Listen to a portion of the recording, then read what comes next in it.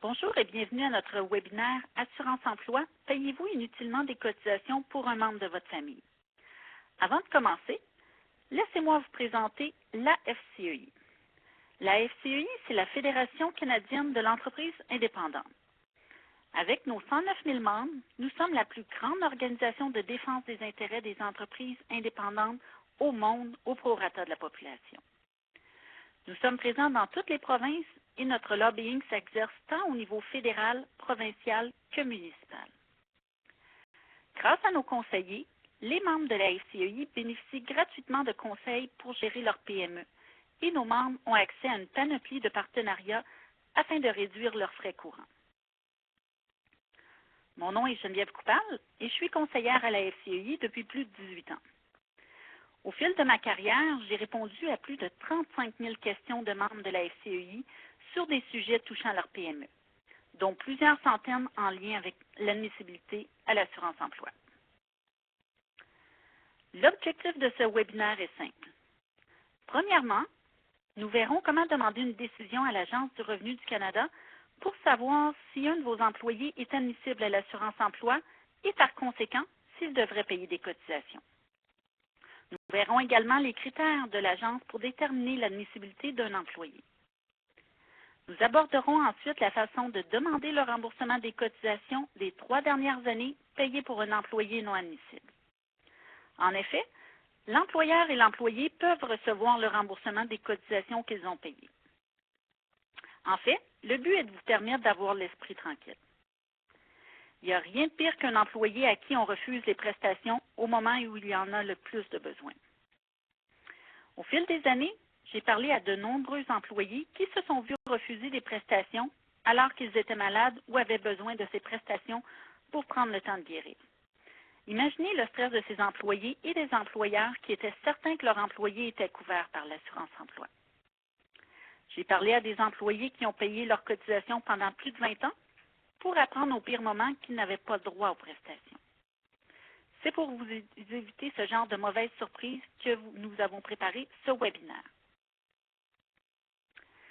L'Agence du revenu du Canada détermine si un employé et un employeur doivent payer des cotisations d'assurance emploi.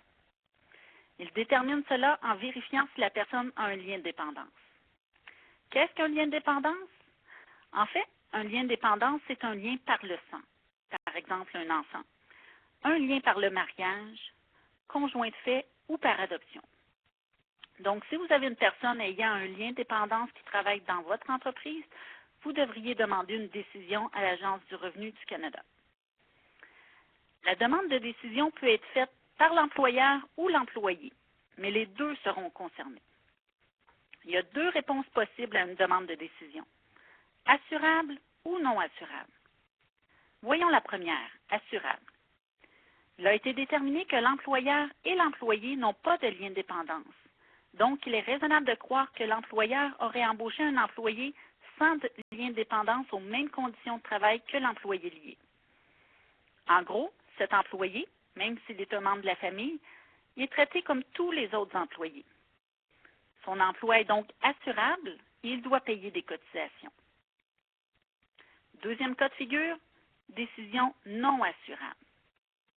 Il a été déterminé que l'employeur et l'employé avaient un lien de dépendance, donc il n'est pas raisonnable de croire que l'employeur aurait embauché un employé sans lien de dépendance aux conditions de travail de l'employé lié. Autrement dit, l'employé lié est considéré avoir des conditions de travail privilégiées ou différentes qu'un étranger n'aurait pas accès. L'employeur et l'employé n'ont plus besoin de payer des cotisations à l'assurance emploi et ils peuvent demander un remboursement. L'employé doit par contre trouver un autre moyen de subvenir à ses besoins s'il perd son emploi ou s'il a besoin de prestations de maladie parce qu'il n'aura pas droit aux prestations. L'Agence du revenu du Canada tient compte de 4 facteurs pour déterminer la nature de la relation entre l'employeur et l'employé. C'est l'ensemble des facteurs qui influencent la décision et non un seul. Un employé lié peut avoir un lien de dépendance avec l'employeur pour un des facteurs, mais ne pas avoir de lien de dépendance pour un autre des facteurs. C'est pour cela que l'Agence examine les 4 facteurs suivants avant de rendre une décision. Premier facteur, la rémunération versée. Deuxième, les modalités et conditions d'emploi. Troisième, la durée du travail accompli. Et finalement, la nature et l'importance du travail accompli. Nous verrons chacun de ces facteurs plus en détail dans les prochaines diapositives. La rémunération est un facteur important pour l'Agence du revenu. Elle veut connaître le montant et la fréquence de la rémunération. Cet employé reçoit-il le même salaire que les autres? Si oui, c'est une indication que l'emploi est assurable car il n'y a pas de lien de dépendance. Qu'en est-il des paies supplémentaires et des primes? Si cet employé reçoit une rémunération que les autres employés ne reçoivent pas, c'est un signe que l'emploi n'est pas assurable car il reçoit un traitement différent des autres employés de l'entreprise. J'ai déjà aidé un membre qui demandait une décision concernant sa fille. Il m'a expliqué qu'il lui versait un salaire fixe sans rapport avec le vrai salaire et que son salaire ne variait pas, même si elle travaillait peu ou beaucoup d'heures. Les mois où elle étudiait à l'université, elle travaillait environ 20 heures par semaine et entre les sessions, elle pouvait travailler entre 40 et 60 heures, toujours avec le même salaire. Un employé non lié n'aurait pas droit à ces conditions de travail. Je n'ai donc pas été surprise quand l'agence a jugé qu'il n'était pas admissible aux prestations d'assurance-emploi et qu'elle pouvait cesser de payer ses cotisations. L'Agence du revenu du Canada évalue aussi les exigences du poste, l'horaire, les avantages sociaux, etc. Tout ça pour voir s'ils sont comparables à ce qu'obtiennent les autres employés non liés. S'ils sont semblables, c'est une indication qu'il n'y a pas de lien de dépendance, donc que l'emploi est assurable.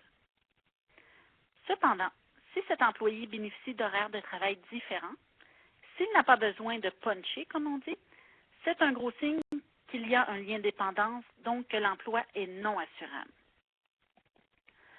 Lorsqu'un membre de la famille bénéficie d'avantages auxquels n'ont pas droit les autres employés, par exemple des journées de vacances supplémentaires ou une meilleure assurance santé et dentaire, ce sont des signes qui annoncent un lien de dépendance. Même chose si cet employé a accès à des biens de l'entreprise comme un véhicule, des outils ou même un téléphone cellulaire. Si ces avantages sont réservés à l'employé membre de la famille, c'est une indication de plus qu'il y a un lien de dépendance et que la décision pointe vers la non-assurabilité. Par exemple, nous avons eu le cas où une dame travaillait pour son époux dans une entreprise de pièces automobiles. Il y avait 3 autres personnes dans le bureau et les 4 employés avaient tous un téléavertisseur et un véhicule de l'entreprise.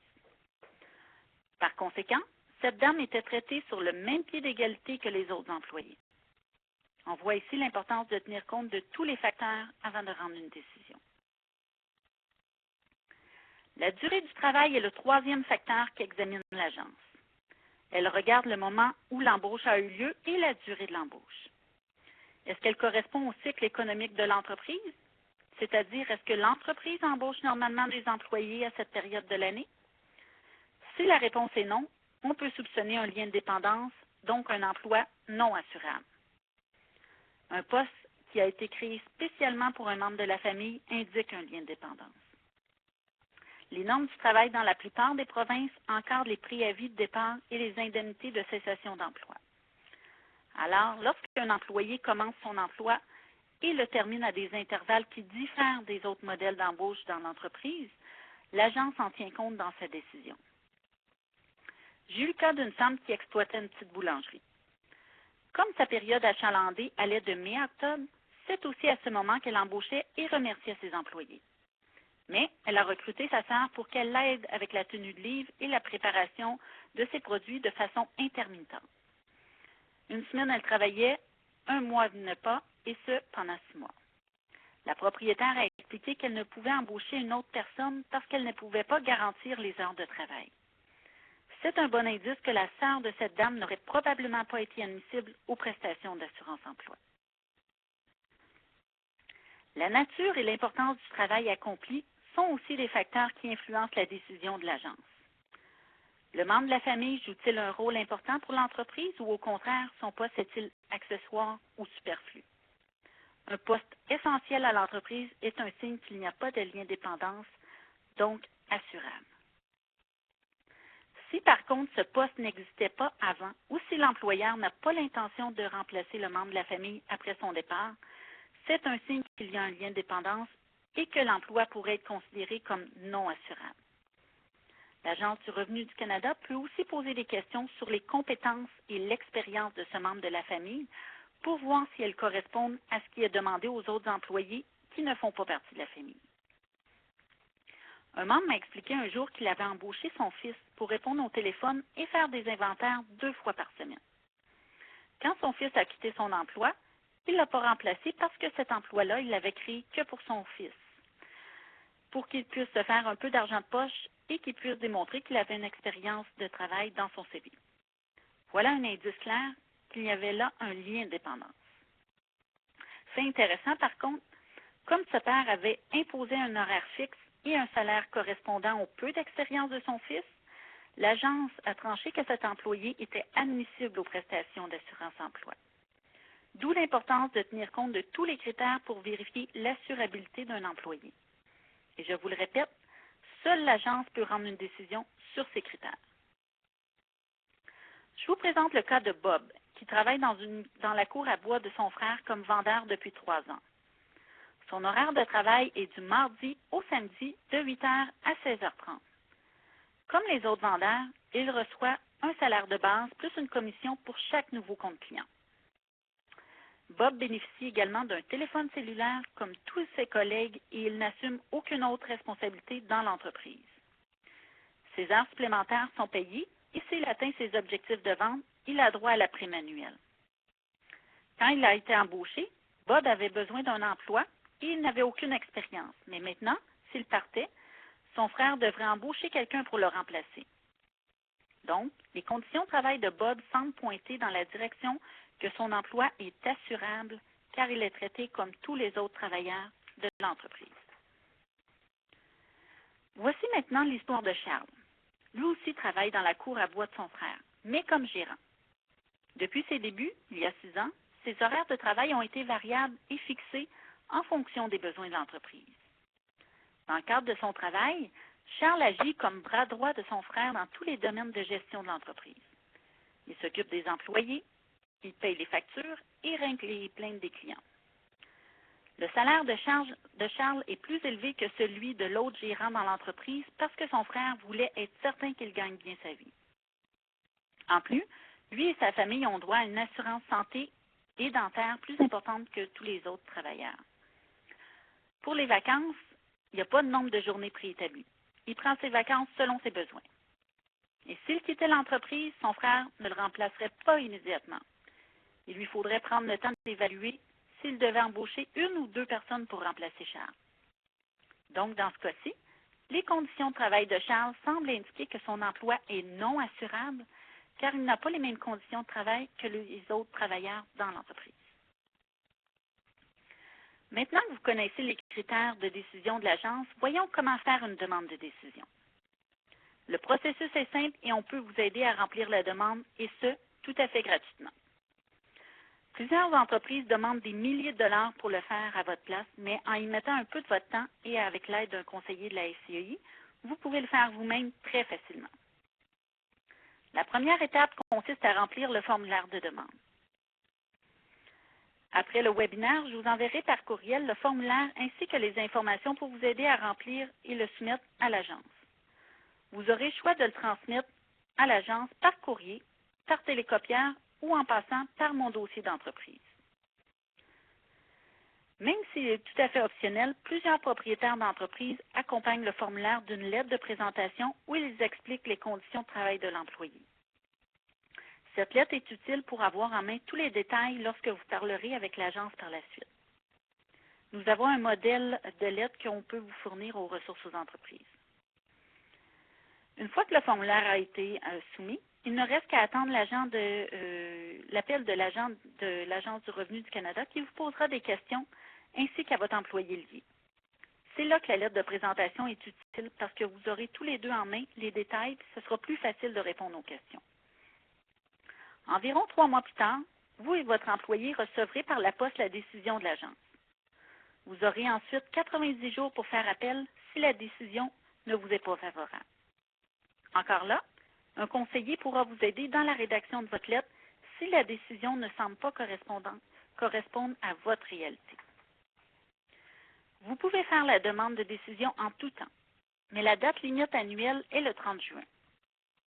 Lorsque vous faites votre demande entre le 1er juillet et le 31 décembre, la décision s'appliquera à compter du 1er janvier de l'année où vous faites votre demande. La date de décision pourra avoir une incidence sur le remboursement des cotisations si votre employé lié n'est pas admissible à l'assurance emploi. Vous avez fait la demande, l'agence a décidé qu'il y a un lien de dépendance entre vous et l'employé. C'est maintenant le temps de demander un remboursement. L'agence rembourse les cotisations de l'employeur et de l'employé payées pendant l'année en cours et les 3 années civiles précédentes. Les conseillers de la SCEI peuvent vous aider à remplir la demande de remboursement. Nous pourrions vous envoyer le formulaire en contactant les ressources aux entreprises.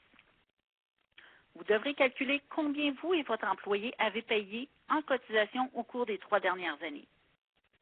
Vous seul devez faire la demande de remboursement. L'agence calculera automatiquement les cotisations de votre employé après avoir calculé les vôtres. Combien pourriez-vous recevoir? Au Québec, pour un employé qui a cotisé le montant maximal d'assurance-emploi pour 2013, 2014 et 2015, le remboursement de l'employeur sera de 3 117 $ et celui de l'employé 2 226 $ pour un grand total de 5 343 $. Dans les autres provinces, le montant pourrait être encore plus élevé. Ces montants ne comprennent pas les cotisations de 2016, mais ça vous donne une idée des sommes en jeu. Vous devez présenter votre demande de remboursement au plus tard 3 ans après la fin de l'année où vous avez cotisé inutilement. En moyenne, le délai pour recevoir votre chèque peut prendre jusqu'à 8 semaines. Plusieurs de nos membres n'ont jamais demandé de décision à l'agence parce qu'ils entretenaient plusieurs croyances erronées à ce sujet. Première croyance, les demandes de décision sont trop compliquées. Mais comme vous avez pu le voir pendant la présentation, c'est plutôt simple. Remplir le formulaire, répondre aux questions de l'agent et attendre la décision de l'agence. Deuxième croyance, ils n'ont pas besoin d'une décision de l'agence. Ils nous disent qu'ils sont capables d'évaluer eux-mêmes s'il y a lien de dépendance ou non, si l'emploi est assurable ou non. C'est probablement une des fausses idées les plus répandues. Un employeur et son employé lié ne peuvent pas trancher cette question eux-mêmes. Sans décision de l'agence, l'employeur qui aurait omis de payer ses cotisations et de retenir celles de son employé sera tenu de payer la totalité des cotisations, les siennes et celles de son employé, si l'agence décidait de faire une vérification. Vous devez absolument avoir une décision écrite de l'Agence du revenu du Canada. Troisième croyance, la demande de décision coûte trop cher. Il n'y a aucun frais pour effectuer une demande de décision ou une demande de remboursement. Vous payez seulement si vous demandez à une entreprise de le faire pour vous. Quatrième croyance, demander une décision poussera l'agence à faire une vérification. L'Agence du revenu du Canada exige une décision pour votre propre protection et elle ne vous pénalisera pas si vous le faites.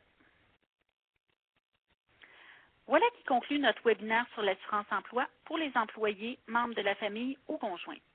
J'espère qu'il vous a été utile. Comme je vous l'ai mentionné plus tôt, la SCEI est là pour vous aider. N'oubliez pas, mes collègues conseillers aux entreprises et moi-même pouvons vous aider dans vos démarches.